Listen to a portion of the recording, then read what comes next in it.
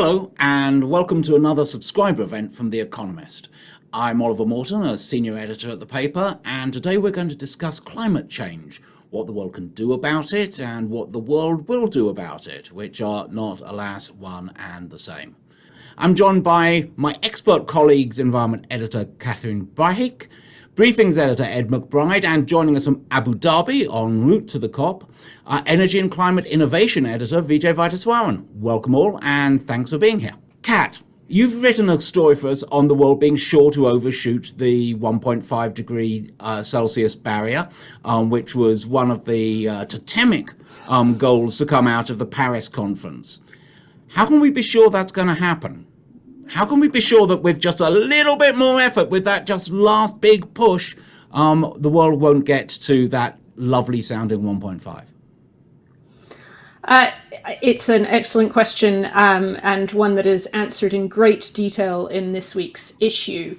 The answer really comes out of the science, and in fact, it's worth noting that even at the time that the Paris Agreement was made, back in 2015, if you spoke at the time to the climate modelers whose job it is to basically look at what it would take to, in real terms, to meet these targets, even at the time, the pathways to 1.5 involved huge amounts of what's known as negative emissions. So these are technologies or methods to basically remove carbon dioxide from the atmosphere. And the volumes involved were at the time so great as to seem challenging, to say the least, and now, more than a decade on, they are, not more than a decade on, nearly a decade on, they are even more challenging as a result of the emissions that we've emitted in the meantime. The science also tells us, more recently, the IPCC tells us what needs to be done as of now, and so some of our listeners will have heard some of the outcomes of the latest IPCC report published earlier this year that said things like emissions need to peak before 2025, they need to halve by 2030, and they need to reach globally net zero by 2050. Each of those is perhaps possible according to the laws of physics and chemistry, but really no longer possible in terms of real politics and the real economy. So to just take the example of the peaking before 2025, the models actually tell us that before 2025 in real terms means now, and emissions have not peaked yet, as far as we know. In terms of halving by 2030, well, emissions are still rising. We're not on that trajectory at all. And then a final point on this is that really as I'd say the sort of fib, the lie, possibly even the deception of 1.5 has become fairly apparent over the years since Paris. There's been this sort of switch towards modeling, away from modeling for 1.5 on the dot and towards modeling something that's called 1.5 with limited or no overshoot. And in practical terms, if you look at those scenarios, there's only a fraction, I think is it 6 out of 21? I should have looked at that number just before coming on. But very, very few of the trajectories are actually no overshoot. The vast majority are with a slight overshoot. So baked into all of these trajectories that everybody uses is in fact a tacit acknowledgement of the fact that we will overshoot 1.5. So there's great reporting in what you've done there, Kat, but what I really want to get at is, why do people keep saying this if they all know it's not true? Yeah, so first of all, let's point out to everybody that the Paris Agreement doesn't actually insist on 1.5 or bust. The wording in the Paris Agreement is well below 2 and best efforts to 1.5. So in actual fact, the target has never really been just 1.5. It acquired, as you said, this sort of totemic significance after the Paris Agreement was made as a result of all kinds of campaigning, and also for very real reasons, because more than 1.5, and we can come to this, has very real consequences to some of the poorest countries in the world that should not be ignored. To answer your question, it is very challenging to get people to say on the record, and I've tried very hard, that 1.5 will not be met. Politicians are loath to do so, and part of the reason is simply that coming up with an alternative is really very difficult. I can go into the details of why, but yeah. That's interesting, because knowing our penchant for the really difficult, Nancy, one of our subscribers, is kicking off the Q&A by asking, well, what should the target be then if 1.5 isn't realistic? What's a realistic target? So I'd say there's two different things there. There's a realistic target and there's a realistic end point where we're likely to land at the minute. For it right now, based on current policies and promises, the landing zone is somewhere in the region of the mid 2 degrees. I don't want to be too precise because there's a lot of uncertainties around these numbers in any case, not least because they rely on political decisions and social decisions. But say significantly above 2 degrees. In terms of what we should be aiming for, personally, this isn't necessarily the line of The Economist, but personally, I think that the aim should now be on this net zero, on basically effectively eliminating all emissions by mid-century. Now, I don't think that's going to happen. I think there are certain things that need to happen in order for that to take place, which are fairly unrealistic. But if you aim in that, if you sort of target that, then you are effectively targeting 1.5 whilst pulling on the mitigation cord, if that makes sense. My difficulty with 1.5 is that it is, in the next few years, effectively going to be in the past. I find it more helpful to target something that's in the future. So, Vijay, you're off to COP27, off to Sharm el-Sheikh. Do you expect anyone to be acknowledging the reality that Catherine just laid out? And even if they did, what difference would it make, do you think? Well, Ollie, I think it's very unlikely in the official meetings. And bear in mind, there's a lot of side meetings where some useful conversations happen, but in the official meetings, that there'll be any acknowledgement. There are 3 goals that are stated as COP officially.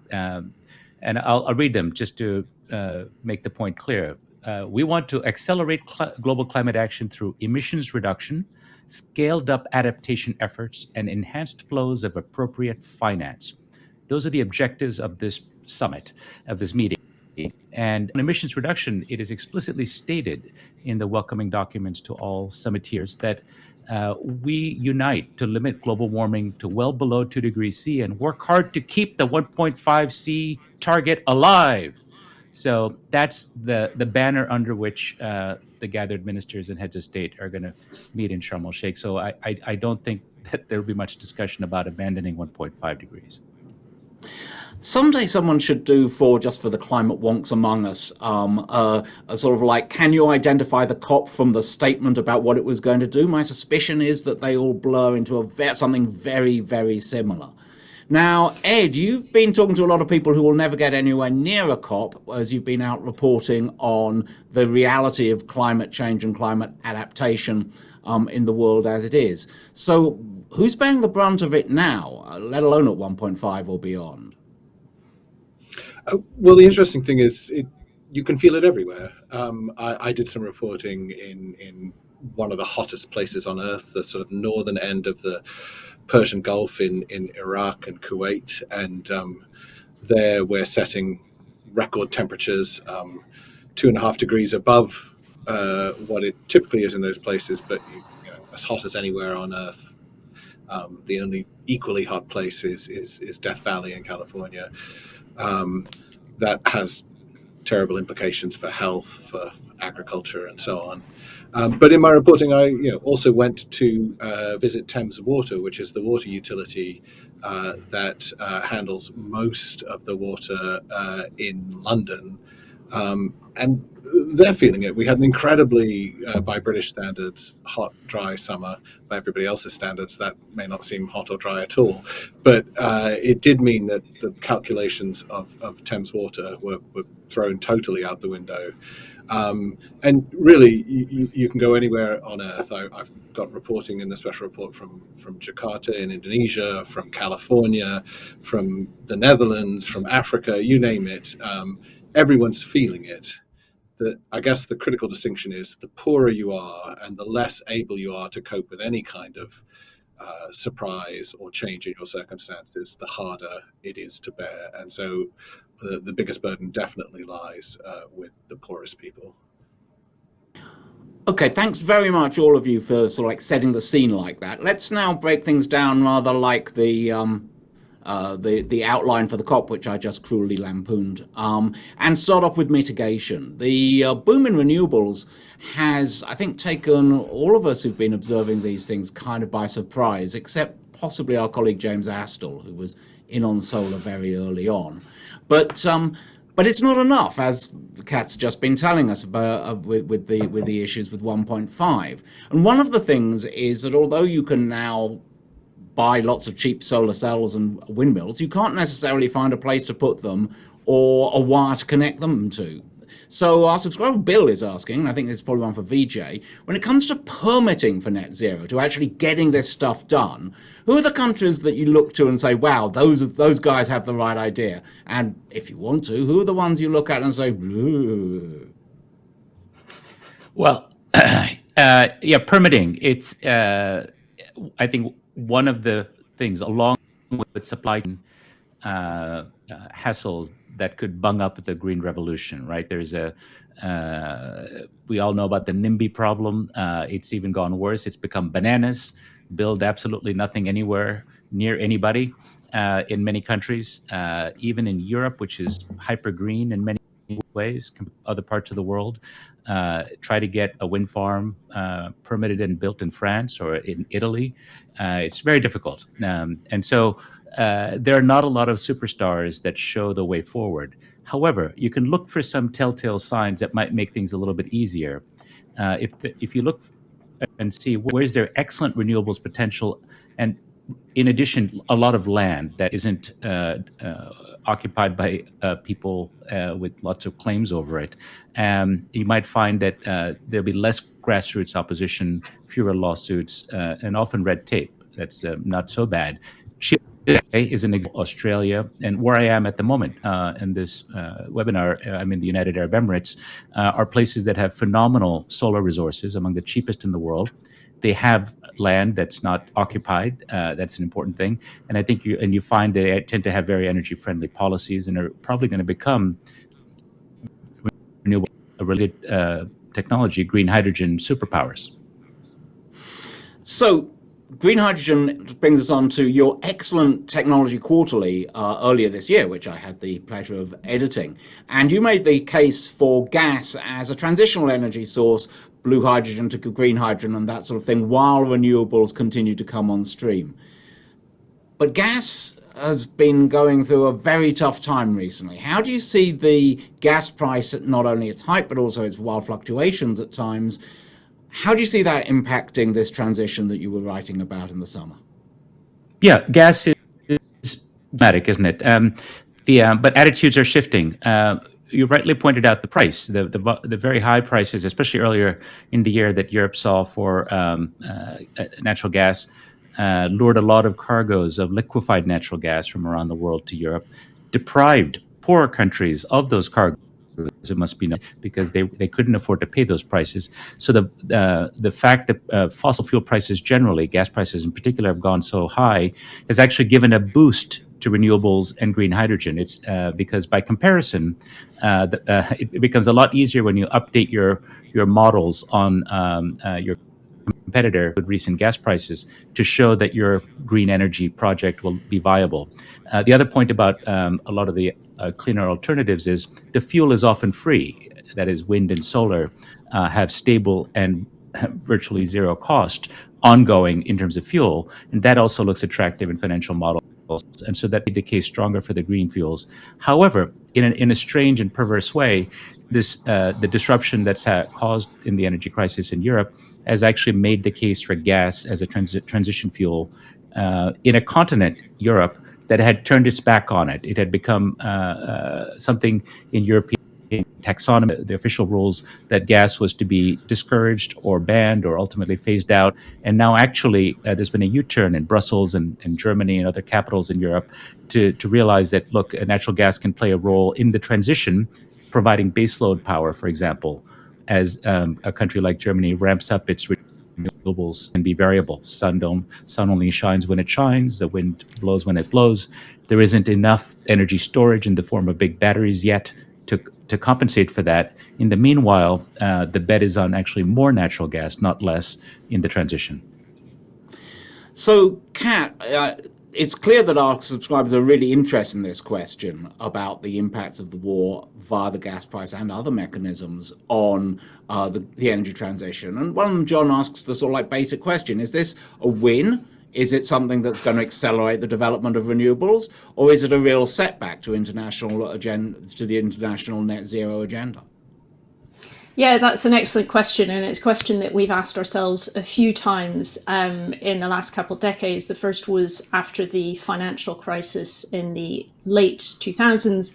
Then with the COVID crisis, we actually had a cover that was calling for, I think it was bending the other curve, I think is what we called it, which basically said this is a crisis that can be seized upon to anchor that transition, to start the real transition towards renewable energies. And then again, the war in Ukraine prompted the same calls. Now, the previous two crises resulted in an immediate dip in emissions and then a rebound as consumption resumed.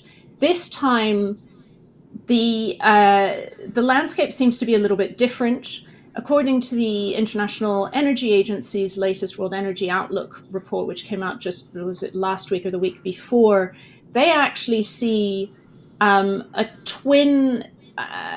two factors working together. One is the increased investments in renewables, and two is the outlook for natural gas and coal, particularly in rich countries. And they say that, in fact, those two combined are going to lead to a peak in fossil fuel demand within by the end of the decade, I believe.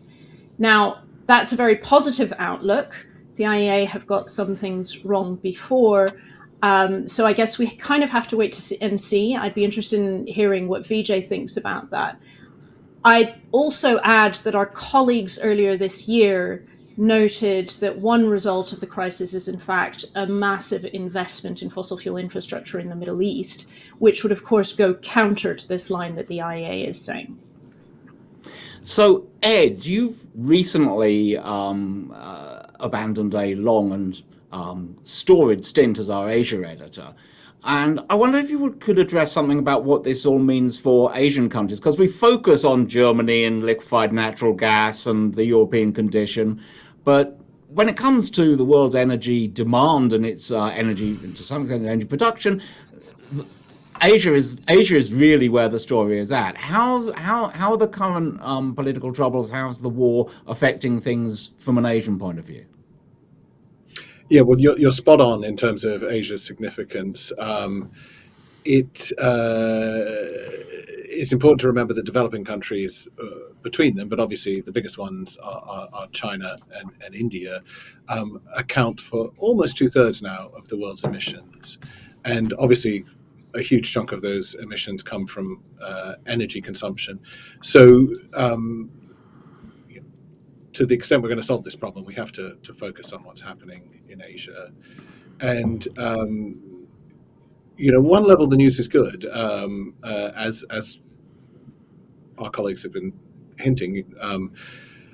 The high prices of gas, natural gas, and other commodities, coal as well. Coal's become expensive as people have rushed to burn coal to substitute for other fuels. That is helping to push countries like India, also China, further in the direction which they were already headed of rolling out massive new renewable capacity, and that process is sort of, in essence, what we're discussing here, right? Can the energy mix of these big developing countries, the energy mix of the rich world is already changing, and actually changing reasonably fast. Can the energy mix of the developing world be changed fast enough to keep emissions under control? And the answer to the question, can it be changed?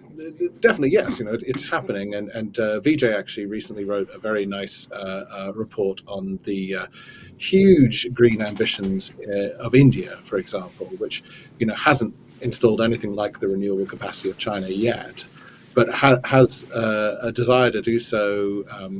Things are changing very fast.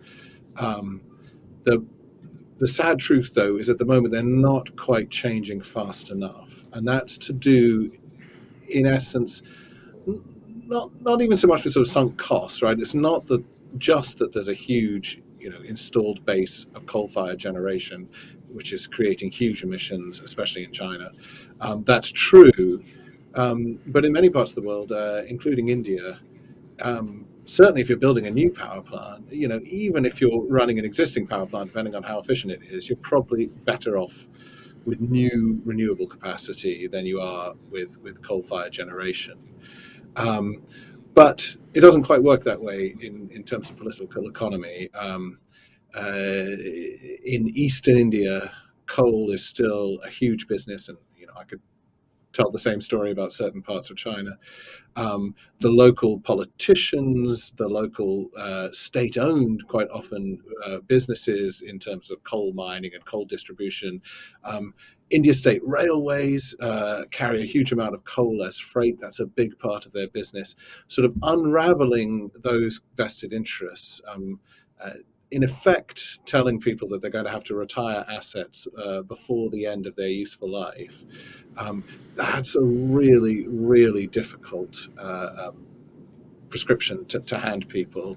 And so although the transition is moving surprisingly quickly in lots of parts of Asia, it's that element of the existing coal assets that aren't disappearing anywhere near fast enough that's still sort of holding back the transition. Thanks, Ed. And before we move on from mitigation, worth noticing that there aren't just fossil fuels and renewables. Many of our readers are interested in nuclear power, and of course in Asia we have China with the largest nuclear rollout program currently existing in the world. So a lot of interest in what the role of nuclear is in all this. And Robert asks about the new generation of small modular reactors. Could that be where nuclear power finally really makes its entry onto the stage? Vijay, why don't you take a bash at that one? Sure. Ollie, as you know, our newspaper has long supported nuclear power, arguing that it plays a vital role as in terms of clean local emissions, as well as will play an important part in dealing with climate as well, since they don't emit greenhouse gases in nuclear plants. The problem has always been cost, right? The joke in the industry is nuclear power is the most expensive way to boil water, and it's one of the few industries that, rather than learning like the solar industry and others technology industries do, it seems to forget by doing, meaning every new plant is more expensive than one that was built before it, rather than cheaper. The beauty of the new generation of small modular reactors, SMRs, is that they create the possibility that we break that time of bespoke, ginormous plants, each one done in a specialized way with more complexity and more cost, which is the history of the industry, towards modular, nimbler plants, maybe a third of the size of conventional plants that could be built faster, that could be built cheaper, and ultimately in sort of with economies of scale. That's the aspiration. That's the promise. There are dozens of SMR designs that are being developed in roughly 20 countries, from US and China to Russia and Argentina. It's going to take a few years to see the commercial case, though. I would say, before the end of this decade, we'll certainly know whether this very promising actually lives up to the commercial reality that we all hope it does. Thanks, Vijay. We may come back to some of these questions about mitigation, and particularly perhaps the role of US policy in mitigation later on in our discussion. But for now, I'd like to move to the second of those things that you talked about forthcoming at COP, which is adaptation, what to do about the world that has been made for the current generation and that is being made for generations to come. And one of our subscribers, John, takes us right at the heart of that by asking, what can public and private sectors do to prepare for people at the sharp end for this new climate reality? And that's really straight back at you, Ed. Yeah, well, I mean, I think the good news that I discovered in reporting the special report you mentioned earlier is that adaptation is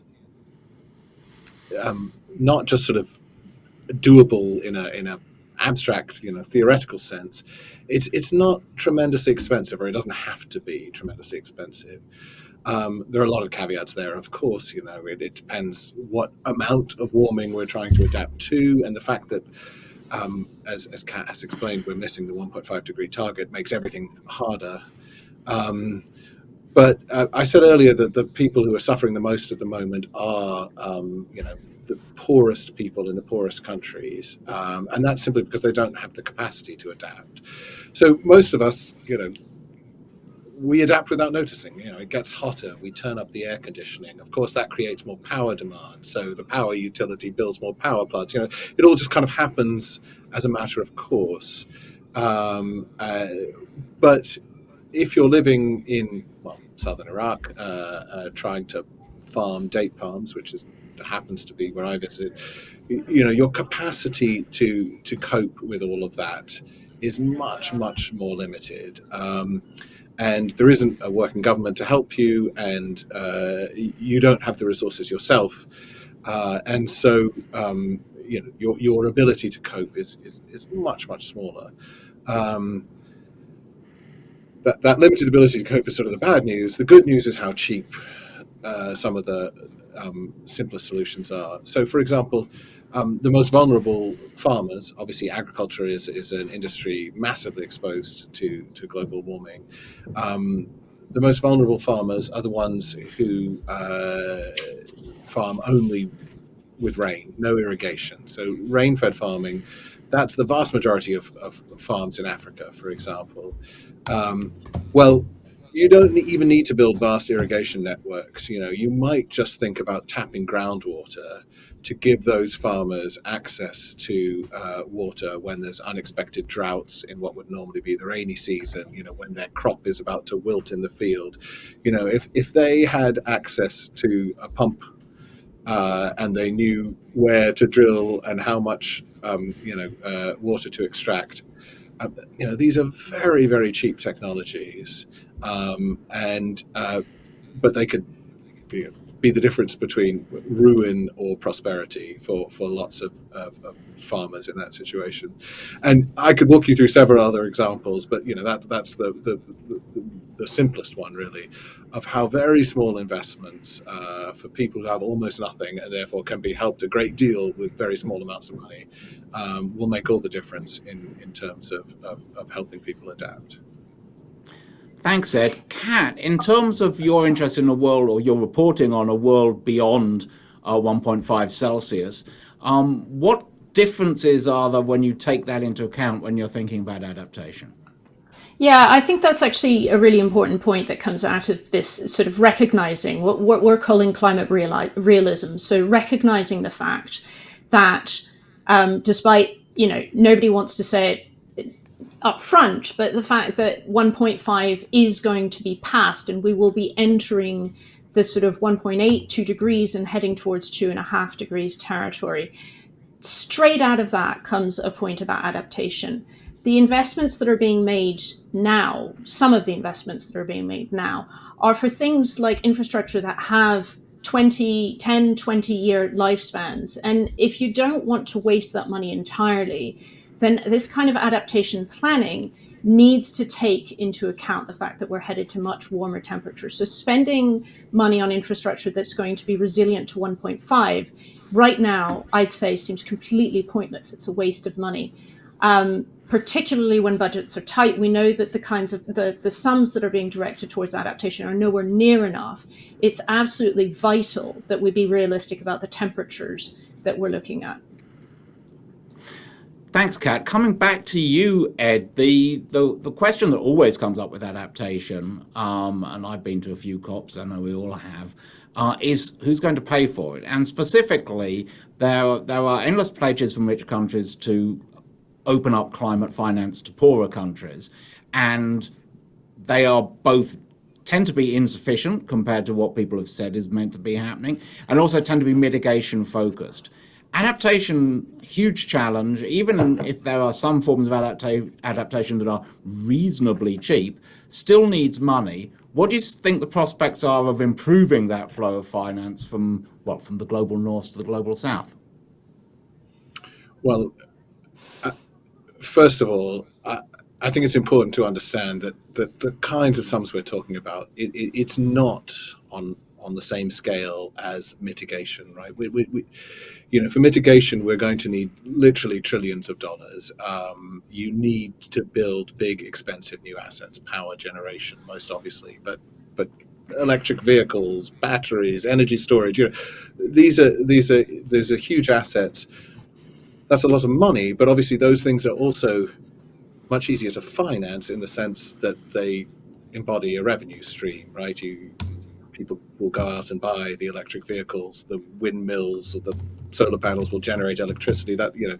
That's something that finance types can understand. How do you sort of monetize the revenue from that, and in reverse, how do you build a financing model that seizes on that revenue? Adaptation is not quite the same. I mean, there are some assets sometimes, but really what we're doing with adaptation is avoiding costs, right? If you build the more robust infrastructure that Kat was just talking about, right, then the infrastructure is not washed away. So in 10 years' time, when there's some terrible hurricane, you don't need to rebuild it, right? So that, the cost benefit is there, right? It's much better to spend an extra 10% making your highway that much sturdier rather than rebuilding the highway in 10 years' time. If you did the cost benefit analysis, the extra 10% upfront costs, easily worth it. But in terms of a revenue stream that you can borrow against, it doesn't work, right? I mean, theoretically, I suppose governments might have some kind of upkeep maintenance budget for their infrastructure, which might be called upon less, but blah blah blah. You try selling that to an investment banker. So unfortunately, your options are much more limited in terms of financing. There are some things that can help: insurance, but climate change keeps getting worse and worse. If you're looking at an insurance model, you're thinking about premiums that will go up and up and up.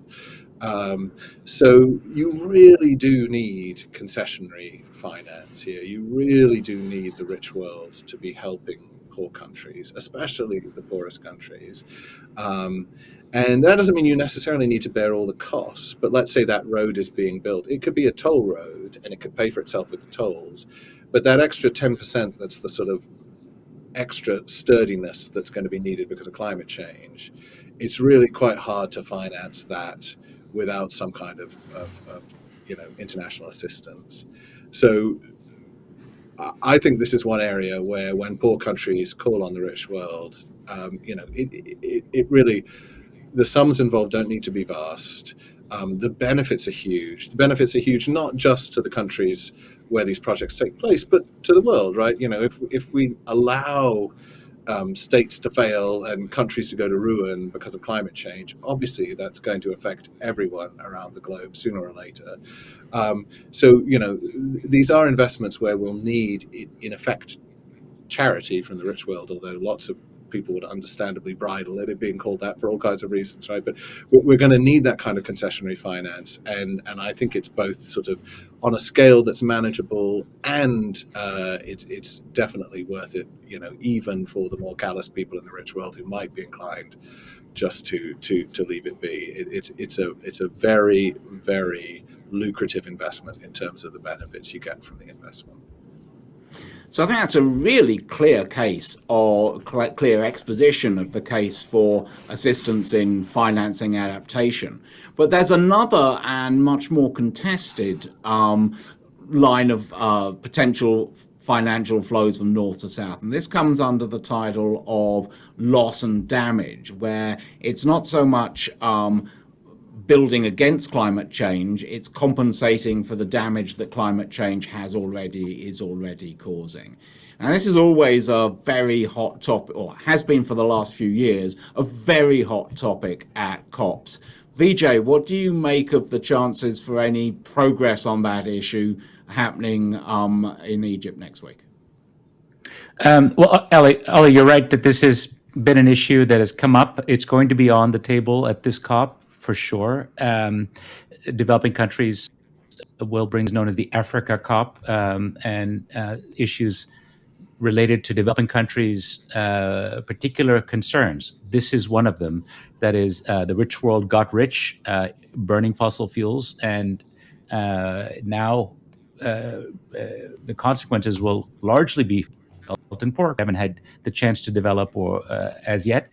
And there's a footnote added to this, that is that there's also the hypocrisy. Several African countries will make this point at the COP, that they are being denied the right to develop their natural gas resources and so on, even as Europe guzzles all the available natural gas there is to be on the high seas as LNG, liquefied natural gas. So just at this conference on energy that I'm at the moment in the Middle East, a Ugandan minister banged the table in effect and said this hypocrisy where her country is being denied the right to build a pipeline and export its gas, Europe consumes ever more of it, must stop. She likened it to the rich world having boarding passes for the fancy jetliner when countries like hers aren't even allowed to buy the ticket.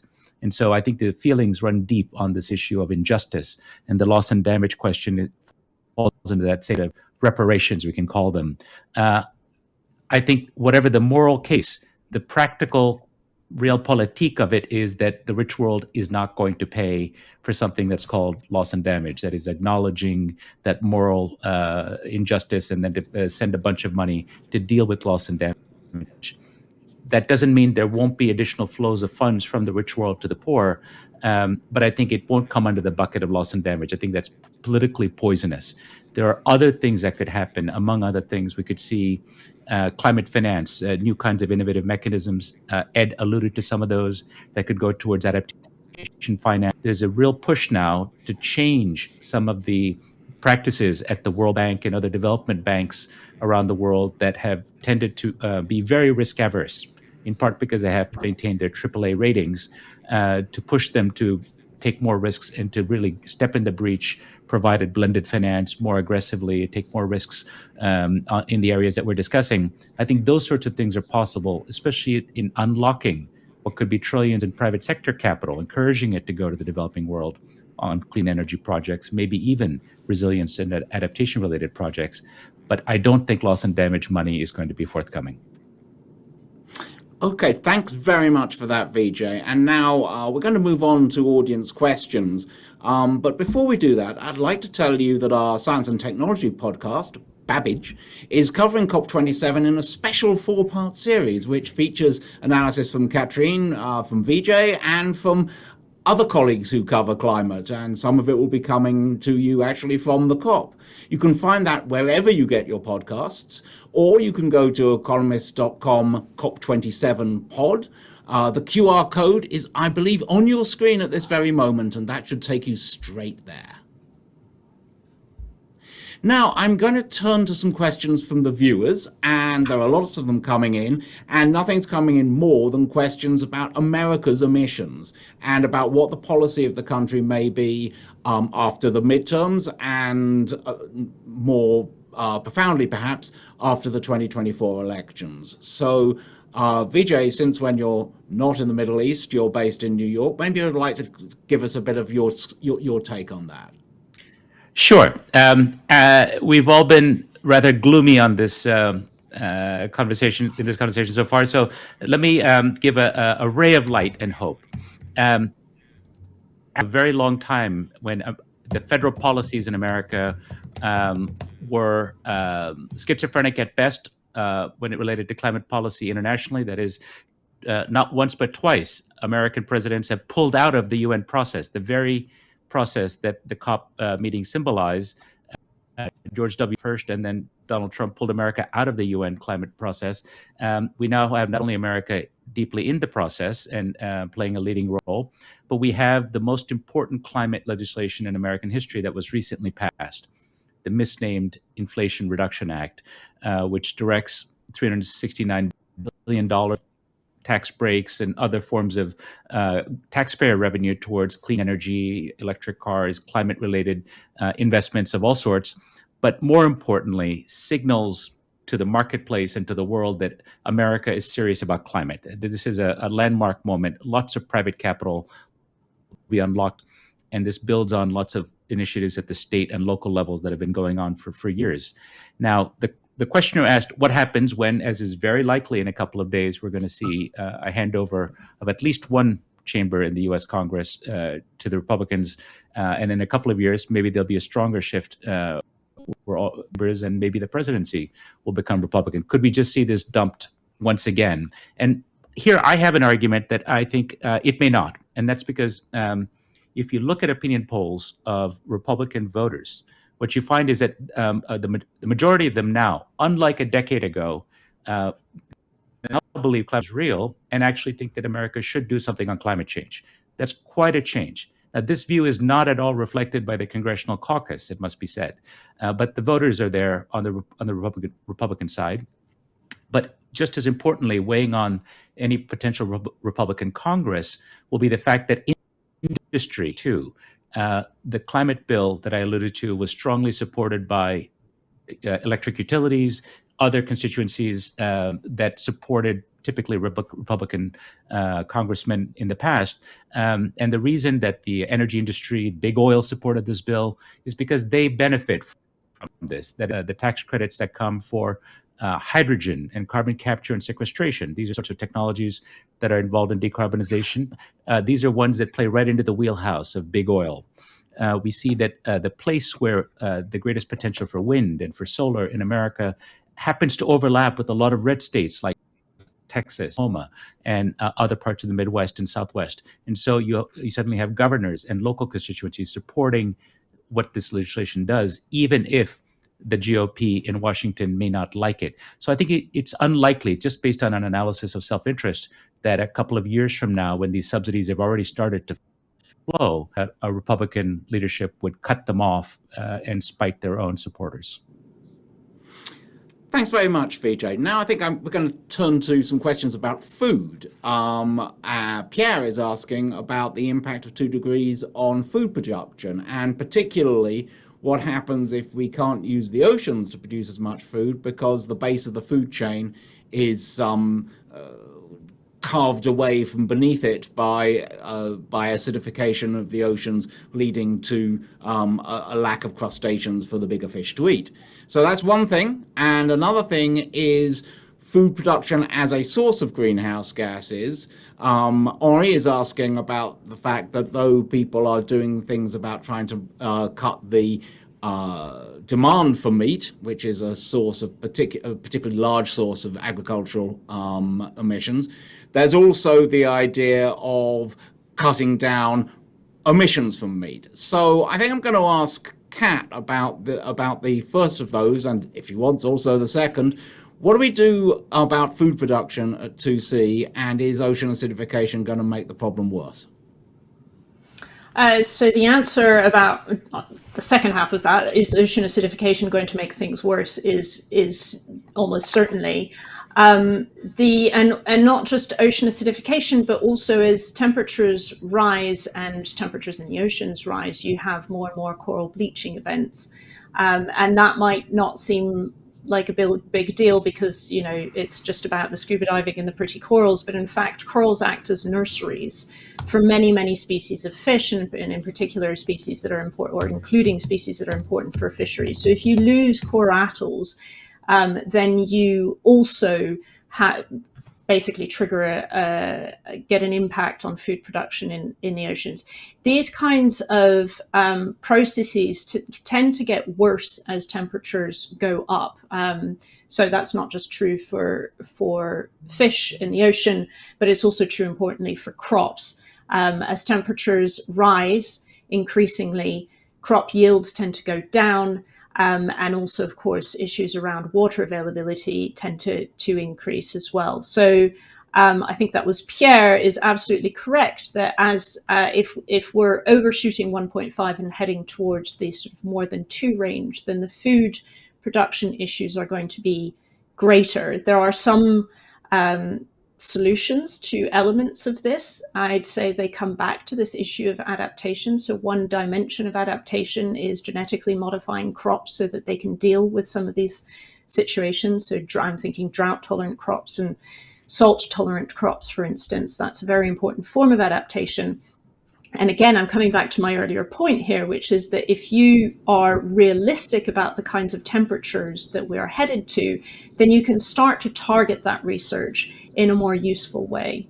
The second question, I think there was a question about methane, which is a huge issue. I wrote a big lead note in our science section about that last year. So 2 large sources of methane are enteric fermentation. So this is basically ruminants burping up gases. And the other is rice paddies. Both of those need to be, I'm just going to say, targets for research. They are, in fact, there's a lot of work that's going into that. I can't remember, there was the specifics of the question, so you'll have to repeat that or pass it on to somebody else. Well, I can jump in here, Ollie, if that's all right. Please, be my guest. Yes, just in my role as bringing more good news to this webinar.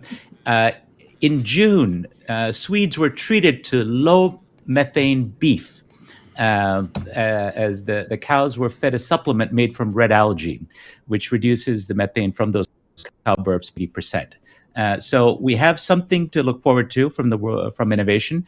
The problem is it's a bit hard to scale food supplements made from natural products like that. There are artificial chemicals as well that can reduce methane by 80 to 90% in beef cattle.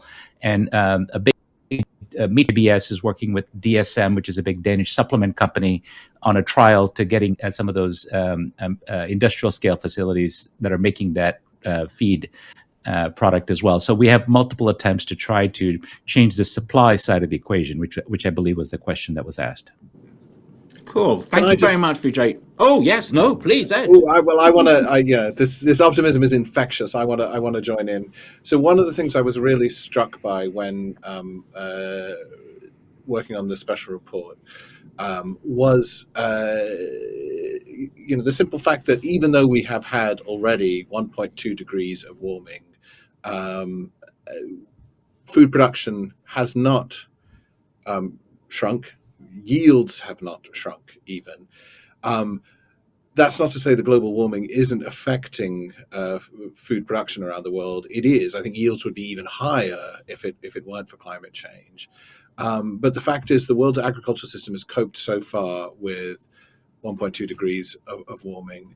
And there is good reason to think if some of those investments that Kat was mentioning, especially in strains of crops that are more able to withstand the whatever climate change throws at them, if investments in those things are made, there's every reason to think that the world's agricultural production can continue to increase.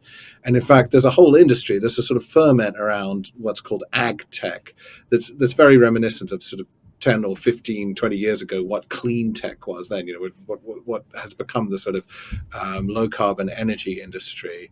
There's a similar sort of ferment going on in agriculture, and the algae supplements that Vijay was talking about are part of that. But again, in so much of the world, so little of this stuff has been done that, if you introduce even a very small portion of it to the farmers who aren't using it, you can make big strides in terms of both insulating people against climate change, these drought-resistant strains, let's say, or slightly more modern farming methods, that helps protect them against climate change. It also increases yields. So you have a sort of double benefit of both greater output and less vulnerability. And for literally billions of farmers around the world, that their methods are primitive enough that there's huge scope for improvement in spite of all the trials that climate change brings. Although the world has temperatures of 1.2 degrees above the pre-industrial now, that really doesn't mean that we have yet seen the full range of what 1.2 can do, let alone what 1.5 or 1.7 can do. Being right at the beginning of the 1.2 era, we're really not sampling the extremes that you could expect with just 1.2 degrees of warming. We haven't seen all those play out yet, and of course, by the time we get there, we'll be further up. So it's I just thought I'd on the off chance that things were going to take a decisively positive note. I thought that I'd head that off, and I think I'll do something similar, certainly for some of our readers and some of the people watching. When I go to Richard's question, a question we've heard often asked in the very room in which I'm sitting: why is a carbon tax not part of this discussion? Why, Ed, is a carbon tax not part of this discussion? So a carbon tax totally should be part of this discussion. The Paris Agreement itself, apart from the 1.5 degree goal, was a bit of a letdown, right? It was an admission that the world couldn't forge a global carbon market, which was the sort of ideal that environmentalists were working for up until that time. There was a previous COP in Copenhagen in 2008 where we sort of thought maybe just about prayed that it might happen, and it didn't. And by the time we got to Paris in 2015, what the world decided was we'll never agree a sort of shared mechanism that's binding on all the big economies or all the big polluters. So instead, what we're going to do is we're going to have countries set national targets and just sort of pray that those targets are enough. And so far, they haven't been, right? But this is all a long, sorry history to say that there has been an effort to achieve a global carbon market, and the global carbon market would be by far the best thing. It's just the politicians gathering at meetings like the one that's about to start in Sharm el-Sheikh. They don't want to sign on the dotted line, but it would be a cheaper, more efficient, quicker way to get to where we want to go. So that's a crying shame. Okay, very quick follow-up here for Vijay. Vijay, if I offered you a 10-1 bet on there being a carbon tax in America within 20 years, would you take it or not? Yeah, I think it will. There will be a carbon tax. There's a de facto carbon tax in multiple states that have either proxies for carbon pricing.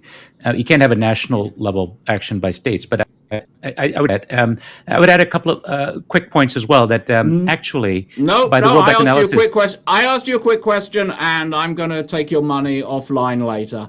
And I'm now going to move, because we have little time left. I'm going to move to a question many of our subscribers have been asking about geoengineering and about what Scott calls new technologies that can cool the atmosphere or heal the ozone layer. Is that going to play a part in the fight against climate change? Now, this is part of your reporting, Kat.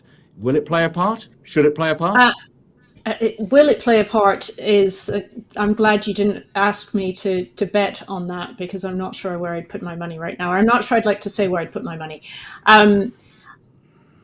So the overshoot of 1.5 that we describe in this week's issue definitely calls for much more serious thinking about what I'm going to call solar geoengineering. So these are technologies to basically sprinkle, I think we call it glitter, stratospheric glitter, reflecting particles in the stratosphere that would bounce the sun's rays back out into space before they get a chance to warm the planet.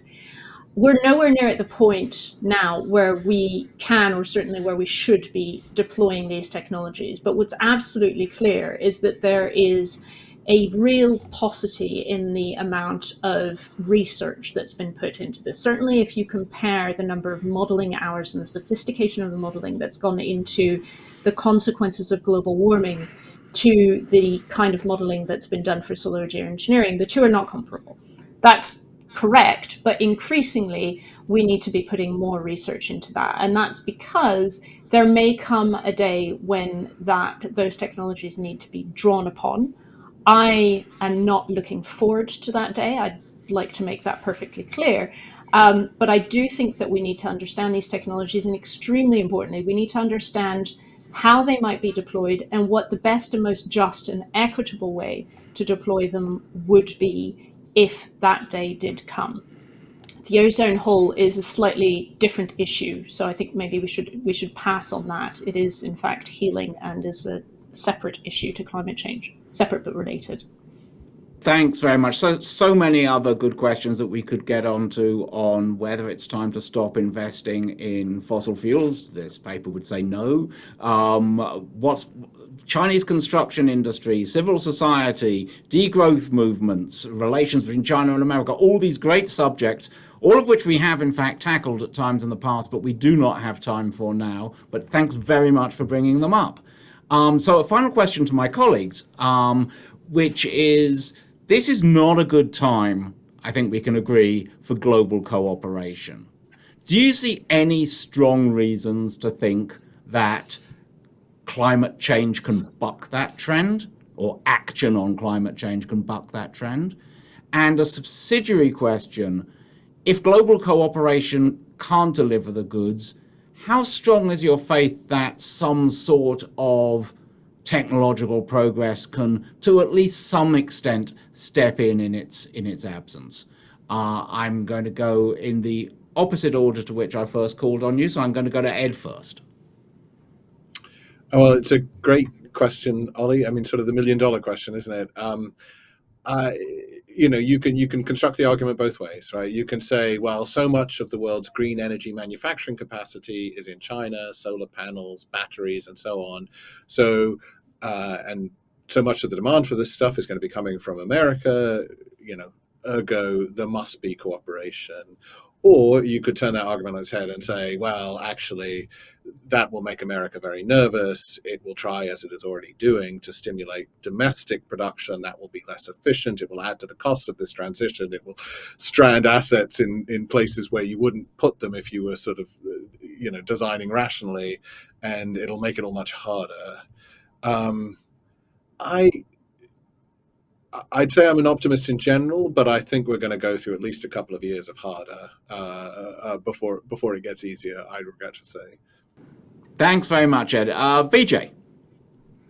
I like to draw the analogy of the global trade talks. A GATT round of discussions went on for years and years and years, many setbacks, collapse in talks. Ultimately, they produced the WTO and what led to an ultimate golden age for globalization. But it happened only because of self-interest aligned among the countries that were involved, right? And so in the same way, I think we're going to see the U.S. a necessary talking shop. This is the most global of problems. We need to have global coordination. Wax and wane, we're going to have probably a bad patch, I think, coming up this COP and maybe the subsequent COP because of the ongoing energy crisis as countries think about energy security. But I would say that the self-interest calculation actually argues for local action. That is, the effects of climate change are becoming more apparent across the world, painfully so. I think we're seeing awareness among populations that have been apathetic or disbelieving in the past, actually taking the subject seriously, pressing for action. And that is going to come from the bottom up in terms of political action at states, at national level. We're seeing that, even if we don't see it at in concerted UN action. And we see it from investors who see the opportunity to deal with this problem, to find profit in the problem, or to mitigate against the risks. And so I think that's where my hope comes, that a messy top-down process by, I think, a more energetic bottom-up process. Thanks very much. And quickly and sharply, Kat. Yeah, I think we've seen two things this year. On the one hand, geopolitics have become more strained than ever, I'd say, as a result of the war in Ukraine, the energy crisis, the food crisis, financial crisis. And the people that I've been speaking to who've been in these kinds of negotiations for their entire careers are saying that really a lot of people are at a loss with regards to what to do. The climate geopolitics have traditionally been isolated from these kinds of global geopolitics and tensions between namely the US and China. And right now we're seeing the climate arena, in a sense, burst into the real world, if we can call it that. You can also paint that as being a positive, right? That is kind of a sign of the fact that the climate crisis is being taken seriously and is now not maybe on a level as the more sort of immediate crises that governments are dealing with right now, but it's definitely coming up into that arena. I said we've seen two things. I think the second thing that we've seen is while the geopolitics have become increasingly strained, the action on the ground that Vijay has just been talking about in terms of the investments in technology, in terms of private companies, in terms of the private sector becoming really engaged in this, in solving the crisis, the climate crisis, has been really reassuring and really encouraging. And those kinds of that action that's been taken by companies, by states, by cities, is not, it's much harder to calculate the impact on global temperatures. And so it's sort of, I guess, I'm coming back to Vijay's point about there's a big bottom-up process right now, which was the bet of the Paris Agreement, in fact, and which may yet deliver a more positive future. I'm not going to maybe be as rosy as some of my colleagues have been, but may deliver some encouraging surprises.